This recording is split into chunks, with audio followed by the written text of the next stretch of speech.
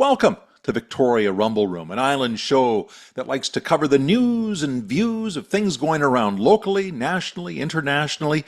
I'm Robin Adair, and as usual, I'm joined by my co-host with the most, the Croatian sensation, and John. Nothing more sensational than political upheaval. We're seeing lots of that right now as it's the rise of the BC Conservatives at the expense of BC United. At the expense of BC United, Kevin Falcon is in a panic mode, taking his hair out for good reason. Surrey South's Eleanor Sturko has joined Lauren Dirksen as two defectors to the Conservatives. She's made it clear she wants to help rebuild the BC right-wing coalition. Thank you so much for coming and joining us. I'll turn the mic over to you. Sure, thank you. Thanks for being here. I'm excited. This is a day that, maybe it was not a day that I imagined even a couple of years ago, but I'm proud to be here. And I am definitely proud to be making this change and being announced as the candidate for Surrey Cloverdale. You know, I'm always talking about trend lines in politics, how you can sort of read the tea leaves and parties are on the rise or when they're not.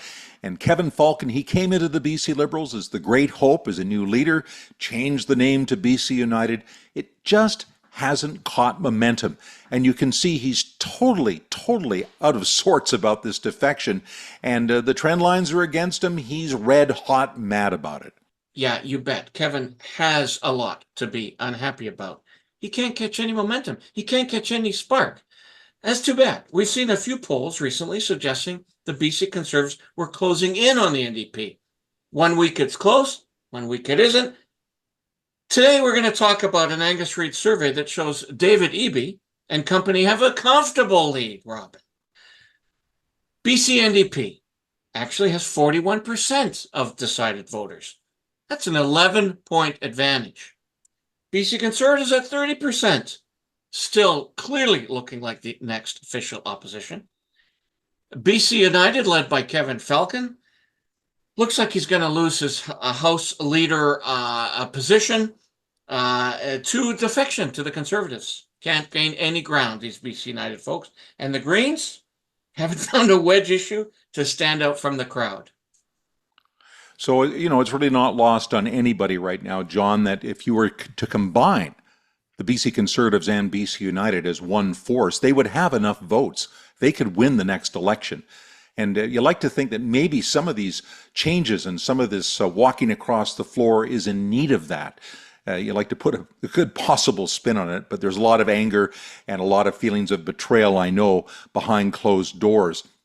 It's not smooth sailing for the Conservatives either. The BC Conservatives have a lot of messes to clean up. They've had to let go of some of their candidates, some very, very unfortunate comments about vaccinations, about sexual orientation. It's the kind of social conservatism that gets a lot of heat. It's unnecessary, and it has no place in BC politics. They've got to clean that up, John. But on that happy note, maybe time to shift topics once again. Shift again, you bet. Let's shift to some world news, Robin. Looks like Americans are going to broker a deal that leads to a ceasefire in the Gaza. Boy, wouldn't that be fabulous? Return of Israeli hostages and longer-term settlement between Israeli and the Palestinians would be welcomed by everybody. You know, John, this debate's being played out, of course, in the Middle East, but also close to home. And at times, it's being done and carried out in an ugly way. We saw a very clear example of this just last week in Vancouver at a synagogue on Oak Street, which was firebombed. And this synagogue is well known in the community. Fire on the front door, people inside the building. This all occurred, and you can imagine the local Jewish community across the province has to be very shaken up by this. Soloman Siegel is someone prepared to stand up locally for the Victoria's Jewish community. He's spoken out before on the Rumble Room about rising anti-Semitism, and we asked him back, especially when we heard that Victoria police are now patrolling the local synagogue and the Jewish cemetery. Obviously, nothing is sacred. Let's zoom him in. And now again, joining us in the Victoria Rumble Room is the owner-operator of one of the great eateries in Victoria, Pagliacci's. Soloman Siegel, great to have you back. Nice to see you guys. Thanks for having me back. I wish it was a more fun-filled reason to have you back. It's not. This is very serious what we're going to talk about. And the last time we had you on, it was serious as well when they closed that play at the Belfry because it was controversial. At least the pro-Palestinians thought it was. And now we have a situation where we have some threatening things taking place that the local Jewish community, and I say local, I mean British Columbia Jewish community, are having to deal with. There was a talk about a firebombing in Vancouver, and then we had reports that there was more patrolling going on at the synagogue in Victoria and even patrols at the Jewish cemetery. Do you feel things are starting to escalate, or are you concerned that things are escalating for the anti-Israel and anti-Jewish sentiment? Absolutely.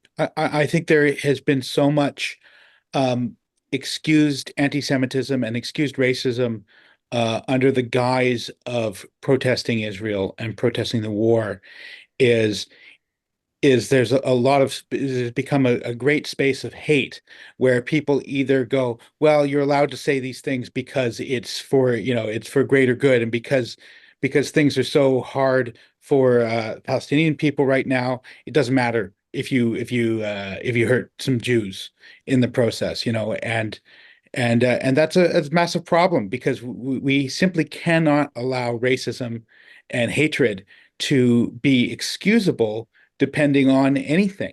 That's never been part of as a progressive society, that's never been part of how we've done things. Yeah, Are you hopeful? Are you hopeful in some ways that things will change if there is a settlement? They're talking about a ceasefire. Would that ease everything immediately, or do you think this is damage that's going to be long term?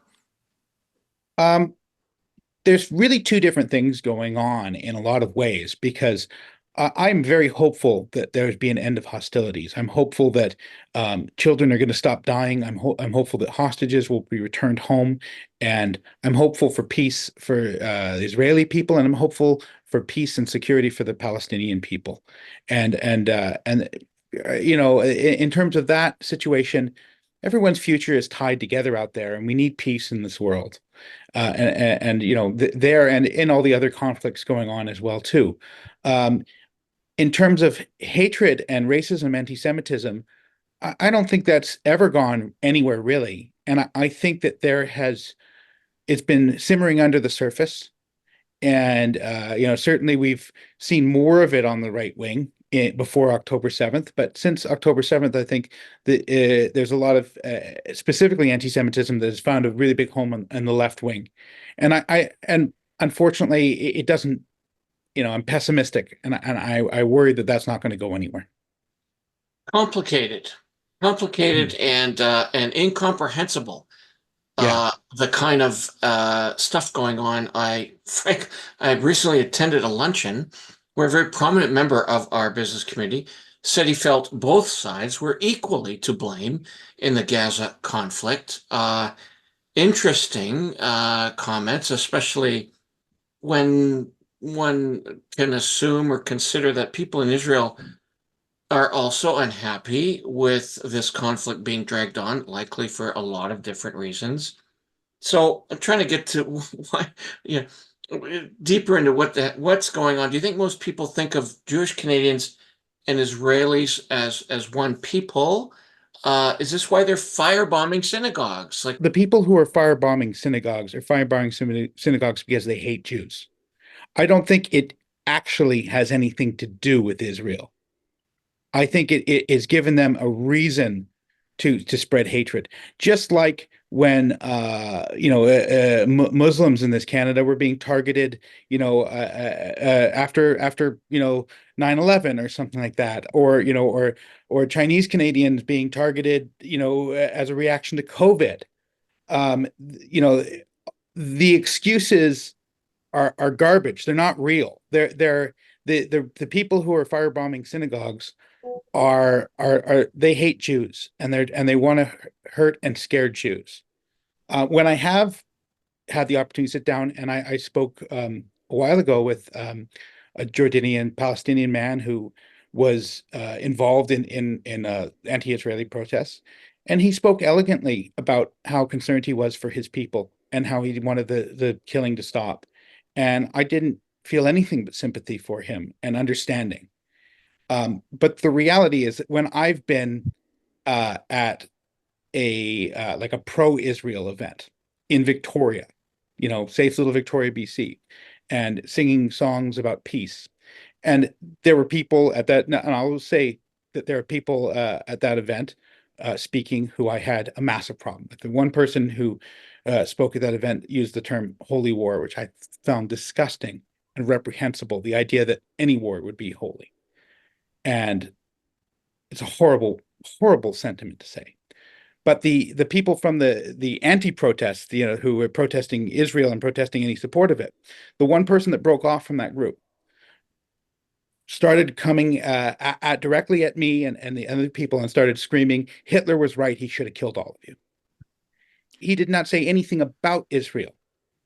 He said Hitler was right, he should have killed all of you. This is just hate speech, and the situation in Israel is being used as an excuse by people who hate to spread hatred. There are people as well who are legitimately upset about the actions of Israel, and there are people who legitimately upset about the actions of Hamas, certainly. But frankly, I think the majority of white people enraged by this, who don't care about any other conflict going on in the world, where thousands of people are dying, are upset about this because it involves Jews and it gives them the opportunity to hate Jews. John, I have several friends that are Jewish, and I feel huge empathy for them and sympathy for what they may face here in Canada. And I think it shouldn't be melded in to how people feel about politics in the state of Israel. And certainly, I know you and I both believe that Palestine needs to have an independent state and society. That doesn't mean it's the dissolution of Israel, the destruction of the Jewish people in the Middle East. We've got to find common ground there, and we'll certainly keep an eye on this story, John. But now it's time again to change our topics, and let's talk about some good news. We're a good news team. We like to talk about positive stuff. We live in the great country of Canada, in one of the most beautiful places in the world here on Vancouver Island. And wouldn't you know, tourism has turned a corner. It's booming. Thank you, Robin. Beautiful shift. Tourists are back in a big way post-pandemic. We still don't have the number of American overnight visitors, but those cruise ships are bringing in tens of thousands of visitors, and our downtown businesses appreciate it. As I cycle around on my e-bike, going through downtown, it's so fun to see all these people, and I love looking at those ships at night. Paul Nursey, friend of mine, friend of ours, CEO of Destination Greater Victoria. Let's get the pulse of tourism from a man who knows. Let's zoom him in. Well, once again, we're pleased to welcome Paul Nursey, the CEO of Destination Victoria. And Paul, I've been downtown lately. It's busy as stank. I've seen all the cruise ships arriving. We love going down there. Streets are jammed. Is it possible that this will be maybe the best tourism year we've seen since the pandemic? Yeah, that's a loaded question. We have to start. I'm looking for my crystal ball. Here's what I can say, John and Robin, is things are pacing pretty well. But I want to give a healthy dose of caution as well, too, because what's different this year compared to past years is that the situation for households or consumers is very different. We came out of 2020 and 21 where we weren't able to travel freely much, and there was a pent-up demand or revenge travel or other terms that you would have heard. There was conferences that need to be rebooked. There was weddings that need to be rebooked. There was a lot of pent-up business. That's all worked its way through the system.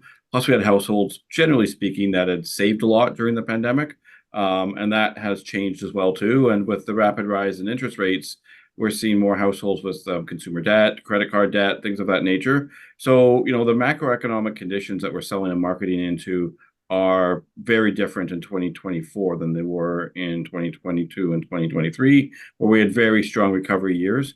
Now, the good news is that people are prioritizing travel more than they did before the pandemic. Generally speaking, research demonstrates that. So we think it'll be a solid year. The results that we have through March, we have data through March that shows business up about 3% over last year. So no emergency, but I don't think it's going to be a runaway success. Or it's hard fought, it's hard won, and it's highly competitive as it always is, like every business.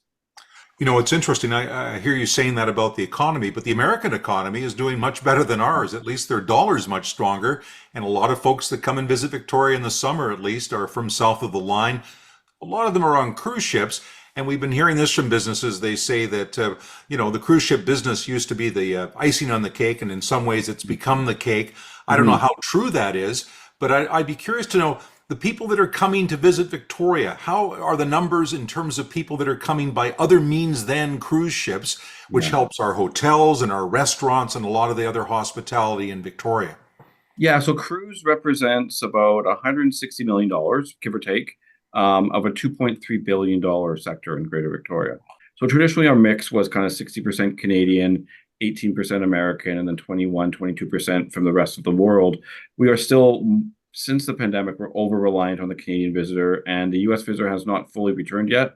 There's still some work to do there. So things are going solidly, but it's a lot of work, and it is a step-by-step process as opposed to it just kind of floodgates opening, because that's just not accurate, right? So, Paul, I'm convinced that this Rumble Room interview with you will increase American visitors because we have such a vast American audience. Nonetheless, your comments do lead into the next question. It's been implied and anecdotally talked about here and there that losing the Airbnb suites leaves Victoria short of hotel rooms. We're not sure really what the real picture is here. Does Victoria need more hotel rooms in general?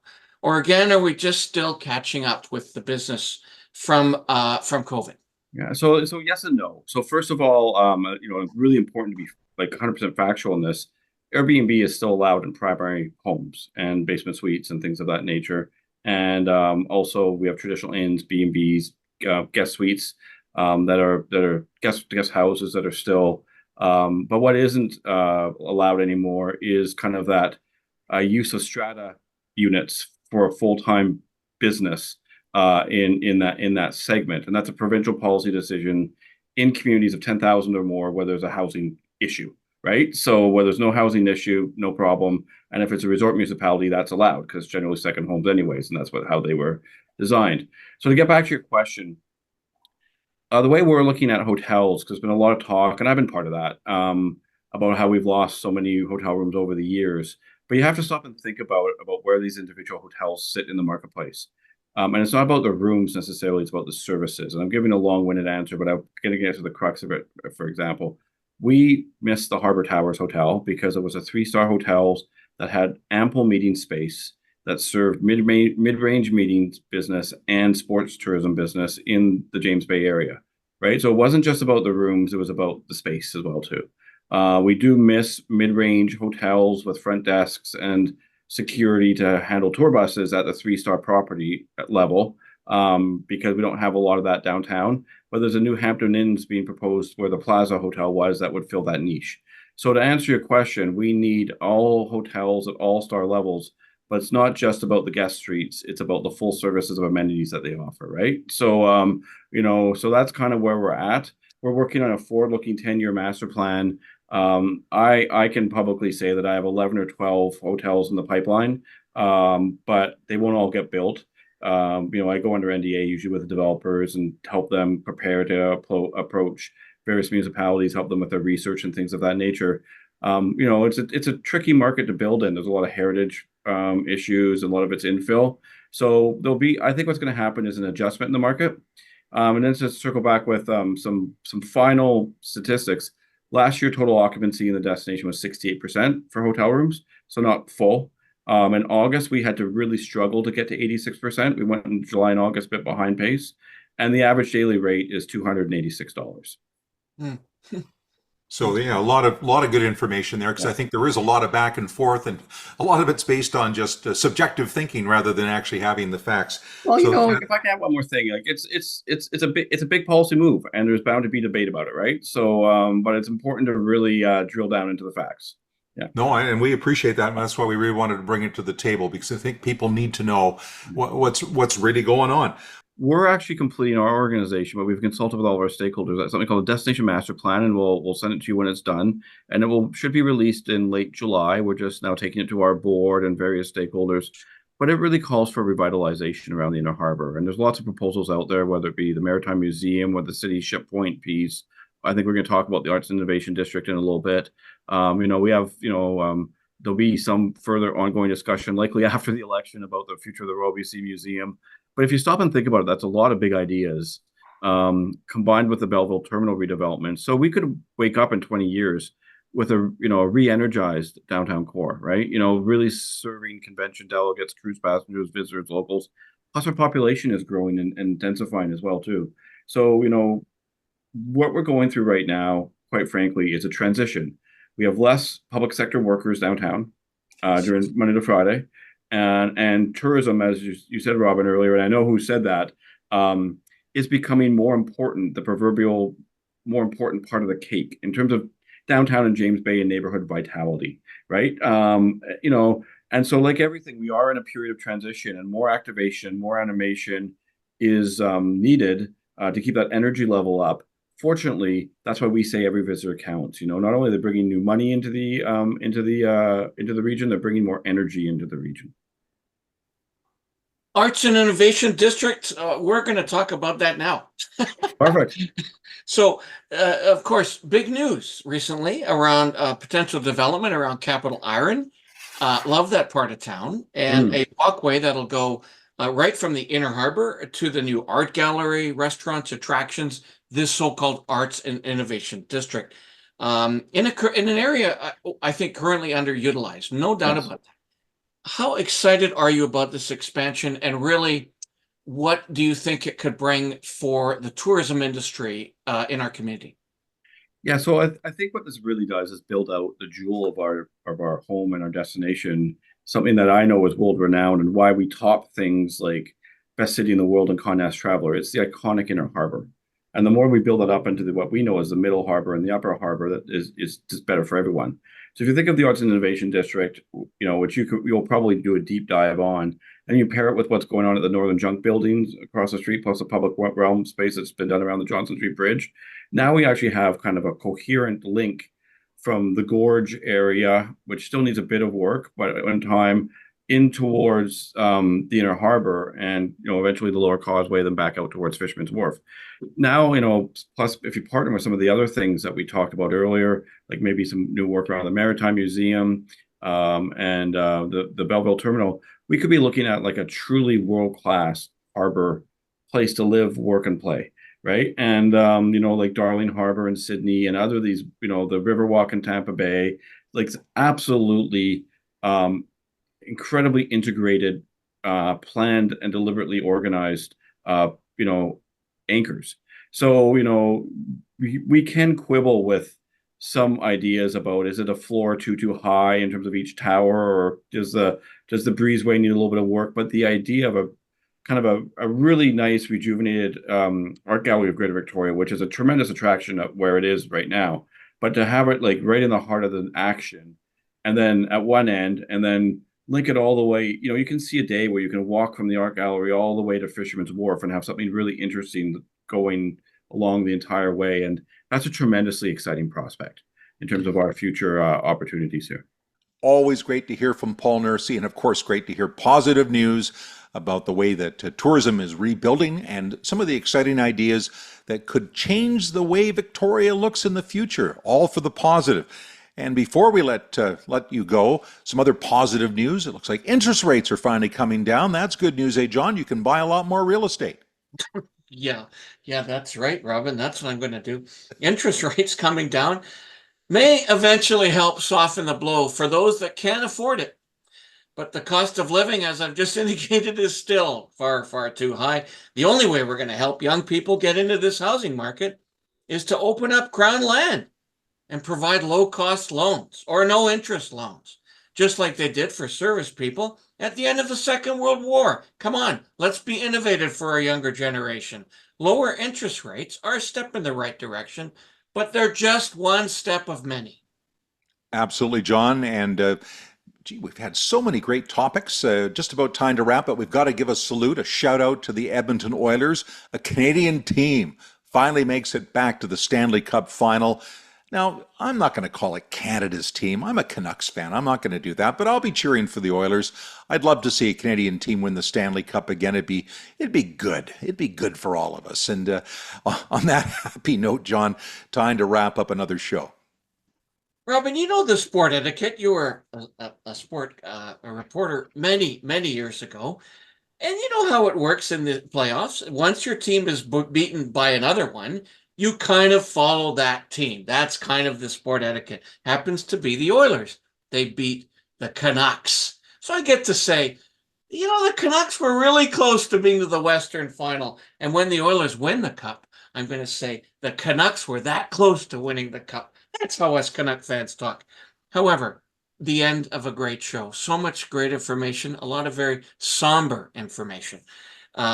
We really appreciate all of the viewers and listeners for following us on a variety of platforms. The biggest one being Twitter. Woo, boy, baby. Are we getting a lot of action on our now core platform, Twitter? We're also on Facebook. All of our videos are on YouTube. As I mentioned, we do have listeners on our podcast, and we are also on Instagram and TikTok. So that's it for me for another week. If you don't know by now, you're going to know now. I'm John Jurisic. Incidentally, just to compliment the other comment I made about hockey, I'm going on a holiday to Edmonton in a couple of weeks. I want to see a lot of smiling faces there. So for once, online, I'm going to say, go Oilers, go! Who wants to go to Europe and Mexico when you can go to the West Edmonton Mall? It's just great. And Johnny, I'm going to shout out as well, go Rumble Room, go, and rumble on.